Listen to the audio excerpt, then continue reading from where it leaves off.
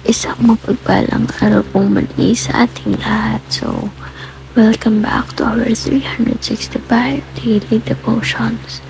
So, pagpasensyahan nyo na ulit yung boses ko dahil nga currently is inuubo ako. But thankfully, hindi naman masama yung pakiramdam ko. So, going back to our devotion for today. Today is August 6 or 5.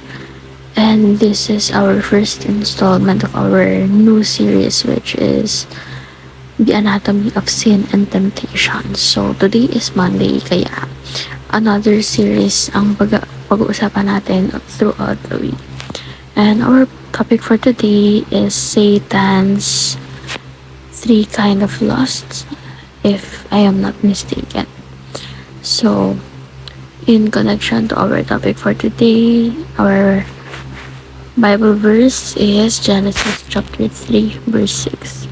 So in English Standard Version, so when the woman saw that the tree was good for food and that it was a delight to the eyes and that the tree was to be desired to make one wise, she took of its fruit and ate, and she also gave some to her husband who was with her, and he ate.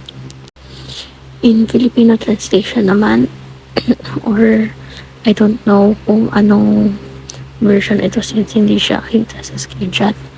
Kaya't nang makita ng babae na ang bunga ng punong kahoy ay mabuting kainin, nakakalugod sa paningin na dapat naisin upang maging matalino, siya ay pumitas ng bunga nito at kinain ito, at binigyan din niya ang kanyang asawa na kasama niya, at siya ay kumain.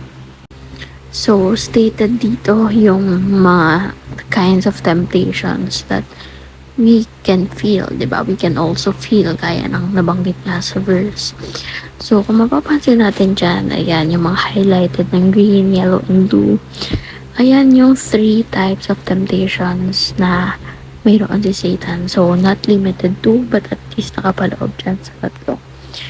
So, i-relate ko na ito sa ating teaching kasi this is about that din naman. So, yung una, attack on the flesh, the lust of the flesh. So, kung mapapansin natin dyan, sabi, mabuting kainin. So, attack on the flesh or the lack of the flesh, ibig sabihin ito yung parang yung sa katawan natin, parang laman, ganun.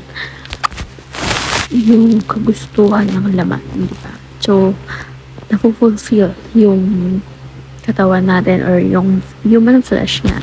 Kaya sabi dyan, mabuting kainin. Number 2, attack on the eyes, lust of the eyes. So, nakalulugod sa paningin. So, there is desire that is fulfilling your eyes, diba? Nakalulugod sa paningin, diba? Delight to the eyes. Very delightful to the eyes. So, ayan yung lust of the eyes. So, yung nagbe-benefit or may nakuha yung sensory image mo na, ayan, when it comes to lust, diba?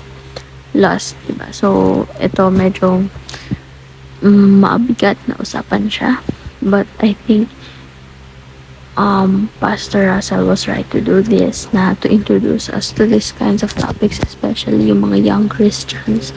Para sa ganon, hindi tayo nagiging awkward kapag pinag-uusapan yung mga bagay na ganito, di ba?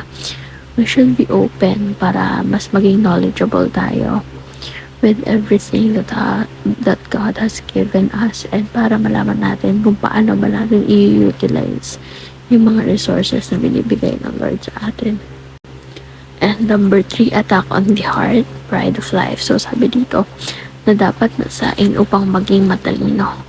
So, para sa sarili mo, pride, diba? Was to be desired to make one wise. So, para sa sarili mo, parang pinaglorify mo yung sarili mo, diba? Yung parang hindi mo kaya or di mo maatim na mawala yung pride sa sarili mo. Parang ganun yung message niya sa akin. So, ngayon naman is proceed tayo sa ating application. So, yung application natin is yung God's empowerment. So, this is the ways on how we can, alam mo yun, eradicate or alisin yung Satan's three temptations sa buhay natin. Number 1, rely on God's word. So, when we rely on God's word, these lusts, yung mga temptations ni Satan, they won't even get to us. Kasi nga, takot sila sa Word of God. Takot sila sa mga taong nananalangin sa ating Panginoon. Number 2, receive only what is given from above. So, everything is from, to, and for Him. So, kung ano yung mga bagay na binigay sa atin ng Lord, kaya nga sabi ko kanina, di ba? Huwag ganitong mapag-uusapan yung mga ganitong topic kasi nalalaman natin kung paano i-utilize yung mga resources na binibigay ng Lord sa atin. So, you should also learn how to receive only those that will benefit the Lord and will make glory, or that will glorify the Lord. And number 3, resist a worldly view of oneself. So, tanggalin natin yung pride sa sarili natin, di ba? Kasi that would be a start of a lot of conflicts, not only with ourselves, but also with other people. So, ngayon naman ay, ayan na nga pala yung application natin. So, for our discussion part, what is God teaching you or yourself now? What will you do about it? So, ayun lamang po for our devotion for today, and I hope na may natutunan tayo. So, may God